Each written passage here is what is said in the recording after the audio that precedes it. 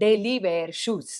Daily याचा अर्थच असा होतो की रोज वापरायचा आहे, रोज तुडवायचा आहे, जागतिक गोष्टींवरती गेला पाहिजे.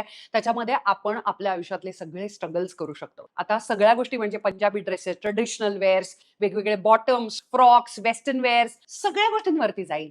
माझ्यासाठी आहे हश पपीचा हा लोफर ब्लॅक लेदर शूज.